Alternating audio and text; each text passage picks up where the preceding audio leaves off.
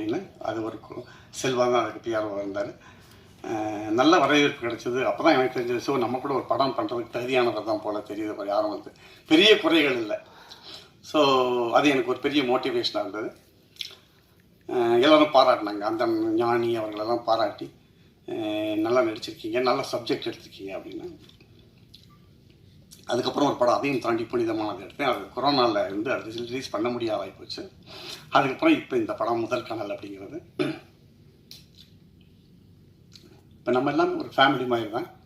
நாங்கள் வந்து எங்கள் குடும்பத்தில் பேசுகிற மாதிரி தான் நான் நினைக்கிறேன். இது ஒரு பெரிய ஃபார்மல் மீட்டிங்காக இல்லை. இது இன்றைக்கி என்ன நிலைமை எப்படி இருக்குன்னா, நான் ஒரு 5 நிமிஷம் பேசுகிறேன். எனக்கு வந்து இந்த மீட்டிங்லேருந்து இந்த 10ஆம் தேதி ரிலீஸ் பண்ணுற டே வரைக்கும் இந்த படம் வந்து எந்த தேட்டரில் வரப்போகுது, எந்த ஊரில் இருக்க போகுதுன்னு தெரியாது. அதாவது ஒரு தயாரிப்பாளரை, நான் முதல் படம் எடுத்தது 10 லட்ச ரூபாவில் எடுத்தேன். அடுத்த தயாரிப்பாளருக்கு கதை சொல்லி, வாங்க சார் உங்களுக்கு ஏதாவது கிடைக்கும்னு கூட்டு வர்றதுக்கான தைரியம்லாம் போயிடுச்சு. இப்போ ஏன்னா சினிமாவில் ஒரு 8 நாள் கூட இல்லாத மாதிரி போயிடுச்சு. இப்போ இந்த பார்க்குறப்ப என்னடா அவரை மாட்டி விட்டோமா அப்படின்னு ஒரு ஃபீல் இருக்குது. ஏன்னா அவர் அவ்வளோ கஷ்டப்படுறார். குறைந்தபட்சம் தான் என்னென்னா, நம்ம பிஆர்ஓ சொல்கிறப்ப சரி கூப்பிடுங்க சார், யார் வருவாங்க, எந்த ரிவ்யூஸ்லாம் வருவாங்க சார் அப்படின்னா, அந்த படத்துக்கெல்லாம் அவ்வளோதான் வரமாட்டாங்க சார், வந்தாலும் எழுத மாட்டாங்க சார்ன்ற லெவலுக்கு. ஏன்னா பெரிய படம் எங்கே போனாலும் பெரிய படம் நாங்கள் பெரிய படம் என்னன்னு தெரியல சார். சின்ன படங்கிறது சப்ஜெக்டா இல்லை பெரிய படம்ங்கிறது என்னன்னு தெரியல. நமக்கு யாருமே படம் பார்க்குறதுக்கு இஷ்டப்படல. யார் நடிச்சிருக்கா, எவ்வளோ பட்ஜெட்டு. பெரிய பட்ஜெட் படங்கள் எல்லாமே இப்போ இந்த வரைக்கும் ஜூனில் 120 படத்தில் 4-5 படம் தான் ஹிட் ஆகிருக்கு. பணம் திரும்பி வந்திருக்கு. ஸோ அப்படிப்பட்ட ஒரு சினிமா வந்து இறந்து போன நிலையில் தான் நம்ம இன்றைக்கி இருக்கோம். அப்படி இருக்கிற நிலையில் இந்த மாதிரி ஒரு ப்ரொடியூசர் போத்திராஜ் வந்து நான் வந்து ரொம்ப வணக்கத்துக்கு சொல்லிக்கிறேன். ஏன்னா இவர் நம்மள மாதிரி ஒரு இன்ஸ்டியூட்டில் படிச்சுட்டு ஒரு டப்பிங் ஸ்டுடியோ நடத்திட்டு இருக்காரு. ஏதோ நான் சொன்ன கதையை அவர் ஏதோ நம்பி பல லட்சங்களை போட்டிருக்காரு. நான் இறைவனை வேண்டேன் அவருக்கான பணம் வந்ததுக்காக, அது கிடைக்கணுங்கிறது. ஏன்னா ரொம்ப கஷ்டம். தைரியமாக தான் இன்னைக்கு வரைக்கும் கியூப்லேருந்து இங்கே வருதான்னு தெரியாத அளவுக்கு நாங்கள் வந்து ஒர்க் பண்ணிக்கிட்டு இருக்கோம். அந்த காலத்தில் ஒரு படம் நாங்கள் எடுத்துருக்கோம். நான் வந்து 1999 என்னுடைய முதல் படம் உதவி இயக்குனரா நான் அணியேந்தர் வானத்தில் ஒர்க் பண்ணதுலேருந்து இந்த 30-26 வருஷத்தை பார்த்தா கம்ப்ளீட்டாக மாறிடுச்சு.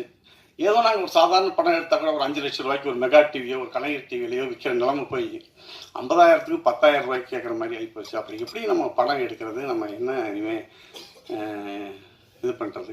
நான் இந்த படத்தை வந்து கன்னடத்துலையும் எடுத்திருக்கேன், அதாவது பைலிங்குவலாக. எதுக்கு அப்படின்னா ஒரே சின்ன விஷயம்தான். கன்னடத்தில் வந்து 100 படங்களுக்கு வருஷத்துக்கு 10 லட்சம் ரூபா மானியம் கொடுக்குறாங்க. தமிழில் 2015 நான் 8 லட்ச ரூபாய் எடுத்த படத்துக்கு 7 லட்ச ரூபா கவர்மெண்ட் கொடுத்தாங்க. அது அதிமுக அரசுக்கு ரொம்ப நன்றி. ஆனால் இந்த 10 வருஷமாக மானியமே கொடுக்கல. அதுவும் வருஷத்துக்கு 10 படம் கொடுக்குறாங்க. இதே கர்நாடகாவில் வந்து வருஷத்துக்கு 100 படத்துக்கு கொடுக்குறாங்க. அந்த ஒரு 10 ரூபா நம்ம ப்ரொடியூசர் கிடைக்குமே அப்படிங்கிற ஒரு எண்ணத்தில் தான் நானே வந்து அது ஒரு சரி சார் ட்ரை பண்ணலாம் சார் அப்படிங்கிற ஒரு எண்ணத்தில் அது கன்னடா எடுத்தோம். அதுவும் அடுத்த மாதத்தில் ரிலீஸ் ஆகிறதுக்கு தயாராக இருக்குது.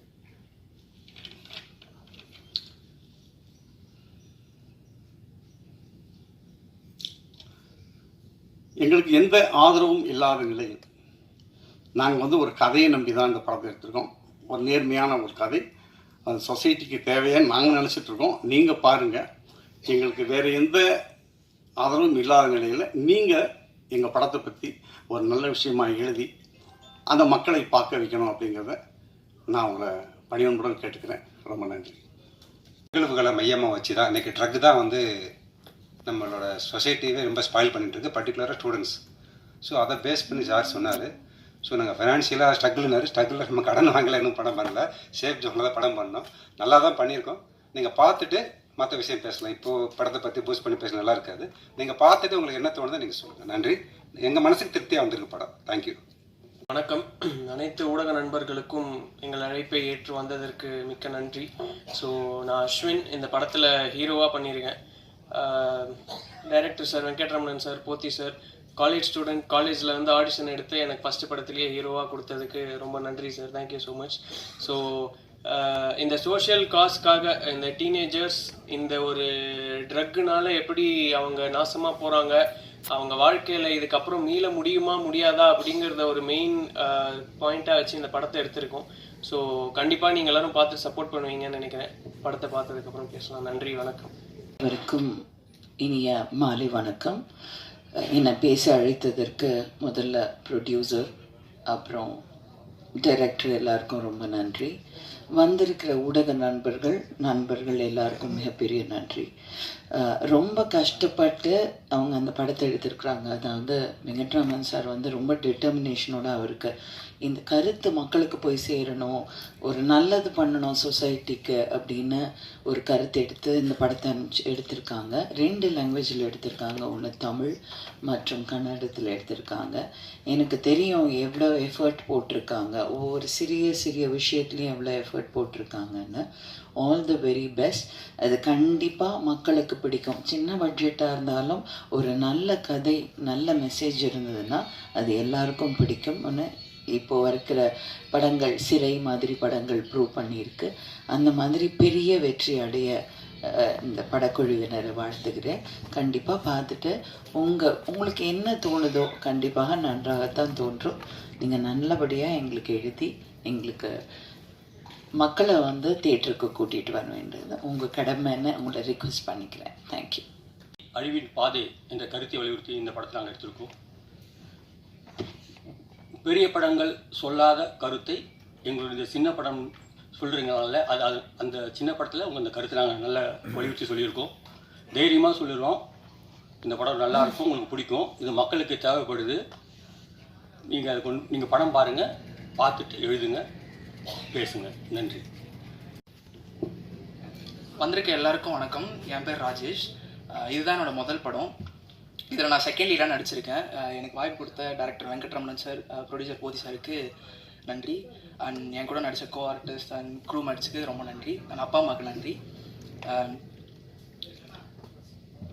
இந்த படத்தில் டீனேஜர்ஸ் ட்ரக்னால் அவங்களோட எதிர்கால வாழ்க்கையும், அதை தாண்டி சமுதாயம் அவங்களால எவ்வளோ பிரச்சனை சந்திக்குது அப்படின்றத பேஸ் பண்ணி எடுத்துருக்கிற படம். எங்களோட எல்லா முயற்சி போட்டு பண்ணியிருக்கோம். உங்களுக்கு பிடிக்கும்னு நம்புகிறேன். பாருங்கள். நன்றி.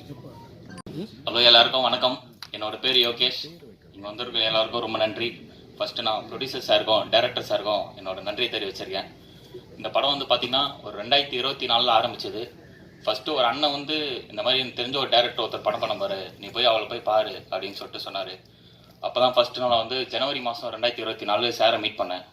போயிட்டு சரி, அவர் பெருசாக எதுவும் கேட்கல, ஒரு சின்னதாக ஒரு வீடியோ, ஒரு ஆடிஷன் மட்டும் பண்ண சொன்னார். ஓகே, அதை பண்ணி முடிச்சுட்டு அவர் உடனே செலக்ட் பண்ணிட்டாரு.